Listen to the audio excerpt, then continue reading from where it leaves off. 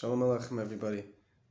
We learn a very important lesson from the stories of the Chumash that we dealt with in the past few weeks.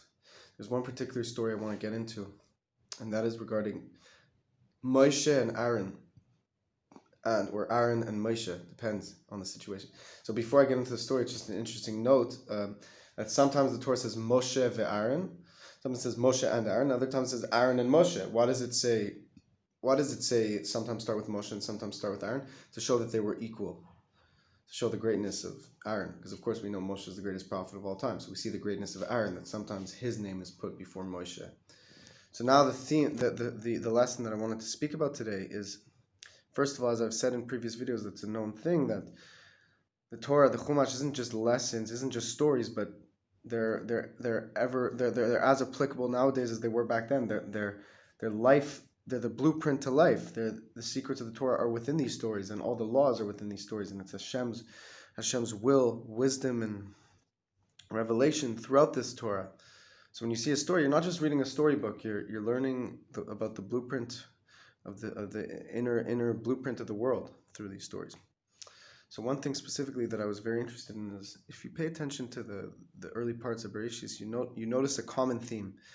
There's a common theme of jealousy among brothers, hatred among brothers, Rahman al-Islam. That means Hashem should save us from this. If you notice, it starts off right from the beginning with Cain and Abel, the sons of Adam and Eve. And then you see a common theme with Abraham's sons, with Ishmael and Yitzchak. And then, of course, with Yaakov and Esav, and then Yosef and his brothers. So there's definitely a common theme of jealousy among brothers. There's no secret there. So what about with Moshe and Aaron? So we get an interesting glimpse at this relationship when Hashem revealed himself to Moshe. When Hashem revealed himself to Moses, he told Moshe that he's going to be sent to be the Redeemer. And Moshe tries to, say, why me? Why? Maybe someone else is worthy, like, why me? And at one point he says,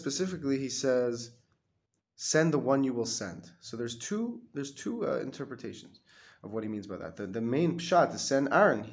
Aaron, up until that point, Aaron was the leader of the Jewish people at this point. It's true, Moshe became the ultimate leader of the Jewish people at this point, but like the highest leader of the Jewish people. But up until then, Aaron was a great leader. He's the high priest. He was always a leader of the Jewish people. It's just Moshe was the highest leader. But up until this point, Aaron was the Moshe style of the generation. Obviously, Moshe was there. He wasn't Moshe, but he was the greatest leader of the people until Moshe came.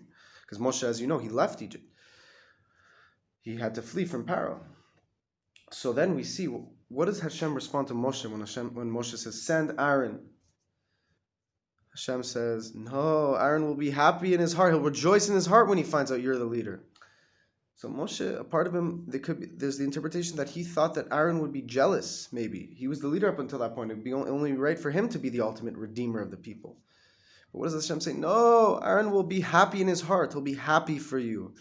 And that's how you see the greatness of Aaron. That even though he was the leader of the Jewish people until this point, and he was a great leader, and obviously he became the high priest, he was always a leader. But the fact that Moshe became the leader, like the highest level leader, the highest prophet of all time, that's an even higher level in that sense. And Aaron was humble, and Hashem testifies to that. He says to Moshe, Aaron will be happy in his heart when he sees that you're the leader.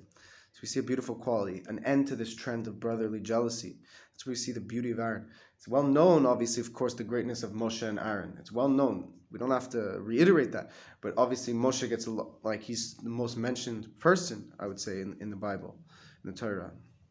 So we see a little glimpse at his brother Aaron, how the brotherly qualities are very... you see a lot of great qualities amongst both brothers. And Aaron has a lot of great qualities that you see in Moshe and vice versa.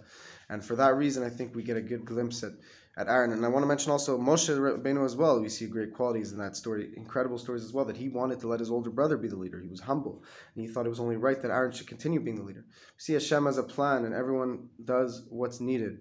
Everyone has their own specific role to serve Hashem. So we see incredible qualities from both Moshe and Aaron in this story, and may we all merit to resemble them. And may Hashem bless you all.